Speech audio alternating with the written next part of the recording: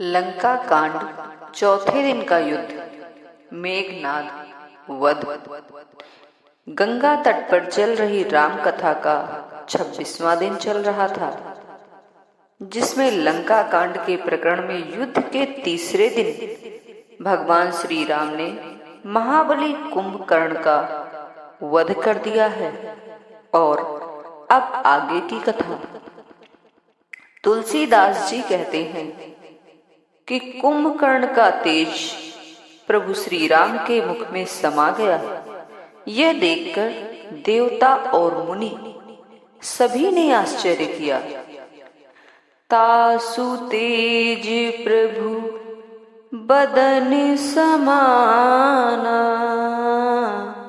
सुर मुनि सबहि अचंभव माना। देवतागण नगाड़े बजाते, हर्षित होते और स्तुति करते प्रभु श्री राम पर फूल बरसा रहे हैं। देवताओं के जाने के बाद देवर्षि नारद आए और उन्होंने श्री हरि के सुंदर वीर रस युक्त गुण समूह का गान किया, जो प्रभु के मन को बहुत भाया। मुनि यह कहकर चले गए, अब दुष्ट रावण को शीघ्र मारिए। रणभूमि में भगवान श्री राम की शोभा का वर्णन करते हुए तुलसीदास जी ने बड़ा ही सुंदर छंद लिखा है। संग्राम में भूमि विराज रघुपति, अतुल बस कौशल धनी। श्रम बिंदु मुख राजीव लोचन, अरुण तन सोनित कनी। भुज जुगल फेरत सर सरासन, भालु कपि चहु दिसि बने।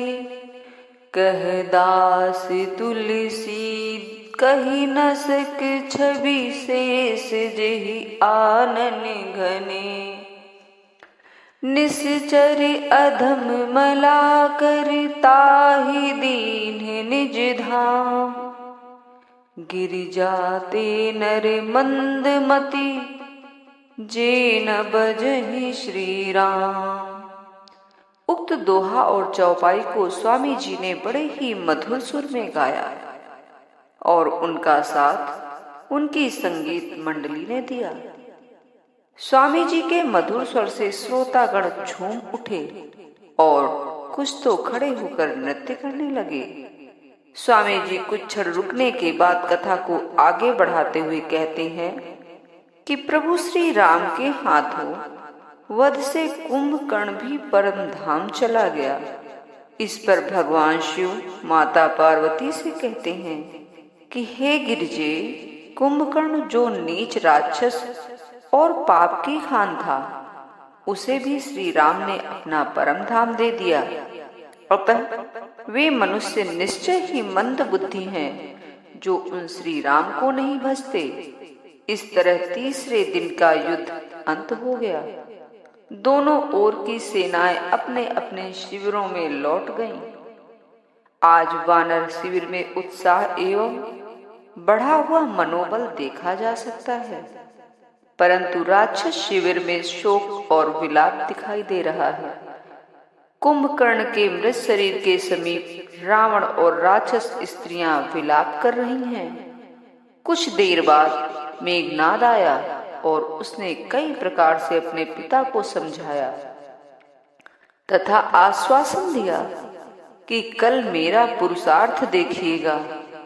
मैंने अपने इष्ट देव से जो बल और रथ पाया था, उसे मैंने अब तक आपको भी नहीं दिखाया था।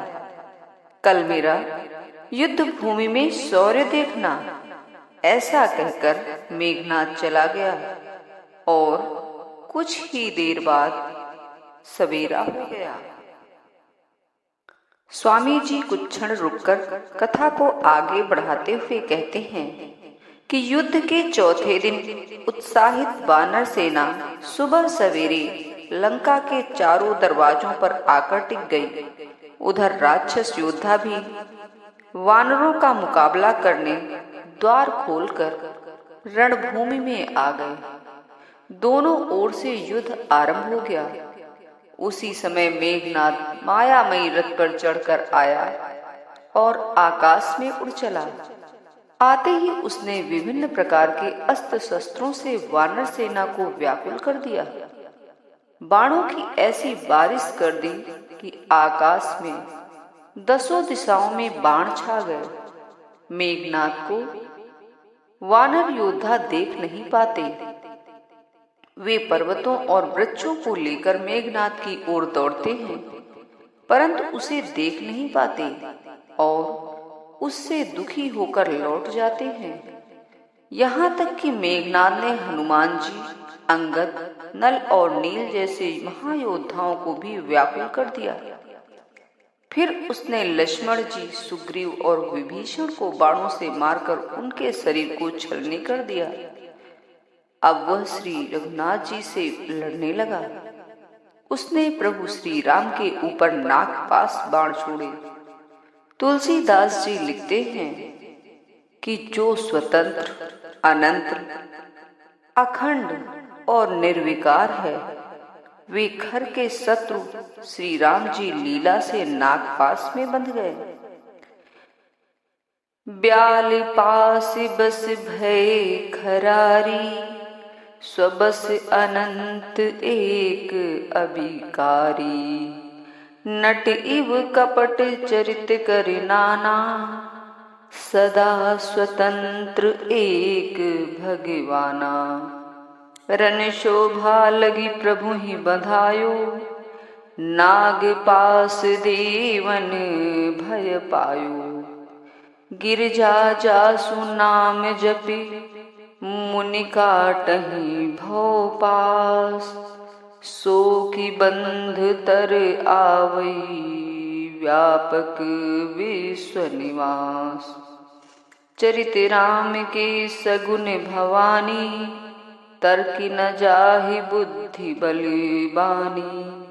अस विचारि जेतज्ञ विरागी, राम ही भजहि तर्क सब त्यागी।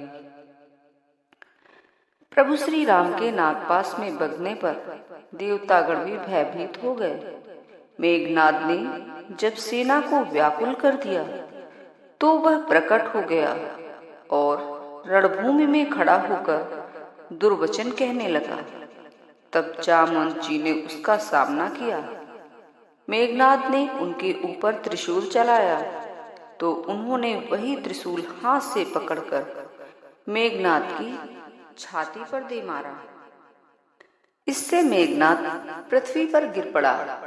जामवंत जी ने उसे फिर पैर से पकड़कर घुमाकर पृथ्वी पर पटक दिया, फिर उसे लंका में फेंक दिया। भगवान के नागपाश में बांधे जाने पर देवता और मुनिगण चिंतित हो गए। देवर्षि नारद जी ने नागपाश से मुक्ति के लिए गरुड़ जी को भेजा। गरुड़ जी ने माया सर्पों के समूह को आते ही समाप्त कर दिया। तब सब वानरों के झुंड माया से रहित होकर हर्षित हो गए। प्रभु श्री राम जी को देखकर उनके सभी दुख और संताप दूर हो गए और वे पुनः शिला, पत्थर और वृक्ष लेकर राक्षस सेना पर टूट पड़े, जिससे राक्षस सेना व्याकुल हो गई। पांडाल में उपस्थित सभी श्रोतागण श्री राम कथा को बड़ी ही श्रद्धा से एकाग्रचित्त सुन रहे हैं। प्रकरण भी रोचक चल रहा है। सभी जिज्ञासु हैं कि आगे क्या होता है। स्वामी जी ने 2 क्षण का अवकाश लिया और पुनः नवीन उत्साह के साथ कथा को आरंभ करते हुए कहा कि लंका में जामवंत जी द्वारा फेंके गए मेघनाद को मूर्छा आ गई, जिससे चिंतित होकर रावण उसके पास आकर बैठ गया। कुछ समय बाद जब मेघनाद की मूर्छा दूर हुई तो उसने अपने पिता से कहा कि मैं अजय होने के लिए एक यज्ञ करूंगा।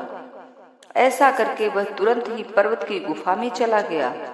उधर विभीषण को अपने गुप्तचरों से मेघनाद के यज्ञ करने का पता लगा तो वे चिंतित होकर श्री राम जी के पास आए और उनको सूचित किया कि मेघनाद यज्ञ कर रहा है। यदि वह यज्ञ सिद्ध हो जाएगा तो हे नाथ, फिर मेघनाद को पराजित करना आसान कार्य नहीं होगा। विभीषण जी की बात सुनकर भगवान श्री राम ने अंगद आदि वानरों योद्धाओं को बुलाया और कहा कि तुम सब लक्ष्मण जी के साथ जाओ और जाकर यज्ञ का विध्वंस करो। उन्होंने लक्ष्मण जी से कहा कि हे लक्ष्मण, यज्ञ का विध्वंस करके उसे संग्राम में तुम मार देना। उसको ऐसे बल और बुद्धि के उपाय से मारना जिससे निशाचर का नाश हो। फिर उन्होंने जामवंत जी, सुग्रीव और विभीषण को कहा कि तुम तीनों अपनी अपनी सेनाओं के साथ लक्ष्मण जी का साथ देना। प्रभु श्री राम की आज्ञा पाकर लक्ष्मण जी धनुष बाण लेकर मेघनाद के यज्ञ का विध्वंस करने और उसका वध करने के लिए चले। उनके साथ अंगद, नील, मयंक, हनुमान आदि श्रेष्ठ योद्धा थे। वे शीघ्र ही मेघनाद के यज्ञ स्थल पर पहुंच गए और वानरों ने उसके यज्ञ का विध्वंस कर दिया। वह त्रिशूल लेकर वानरों के पीछे दौड़ा। वानर भागकर वहां आ गए जहां लक्ष्मण जी, अंगद, हनुमान जी आदि खड़े थे। वहां आकर मेघनाद क्रोध में भरकर दौड़ा तो अंगद और हनुमान जी भी उनके पीछे दौड़े। उसने छाती में त्रिशूल मारकर दोनों को धरती पर गिरा दिया। फिर उसने लक्ष्मण जी पर भी प्रचंड त्रिशूल छोड़ा, परंतु लक्ष्मण जी ने बाण मारकर उसके 2 टुकड़े कर दिए। इसी बीच हनुमान जी और अंगद उठ खड़े हुए और उन्होंने पुनः मेघनाद पर प्रहार किया, परंतु उसे चोटिल नहीं कर सके। जब मेघनाद लक्ष्मण जी की ओर दौड़ा तो लक्ष्मण जी ने उसे अनेक बाण मेघनाद पर छोड़े। बाणों को आता देख वह अंतर्ध्यान हो गया। वह कभी प्रकट होता तो कभी छिप जाता। जब कुछ देर हो चुकी तो लक्ष्मण जी ने क्रोध में भरकर एक अमोघ बाण मेघनाद पर चलाया, जो उसकी छाती पर लगा और वह धरती पर गिर पड़ा। गिरते ही उसने कहा कि श्री राम के छोटे भाई लक्ष्मण कहाँ हैं, राम कहाँ हैं? ऐसा कहकर उसने प्राण त्याग दिए। हनुमान जी ने मेघनाद के मृत शरीर को उठाकर लंका के दरवाजे पर रख दिया। मेघनाद का वध सुनकर देवता और गंधर्व सब विमानों पर चढ़कर आकाश में आए और पुष्प वर्षा कर नगाड़े बजाने लगे। वे श्री रघुनाथ जी का यश गाने लगे और कहने लगे कि आपकी जय हो प्रभु, आपने सभी देवताओं का इस महान विपत्ति से उद्धार किया है। मेघनाद का वध करने के बाद लक्ष्मण जी ने श्री राम के पास आकर उनकी चरण वंदना की। उधर रावण ने पुत्र वध का समाचार सुना तो वह मूर्छित होकर गिर पड़ा। आगे की कथा अगले वीडियो में। धन्यवाद।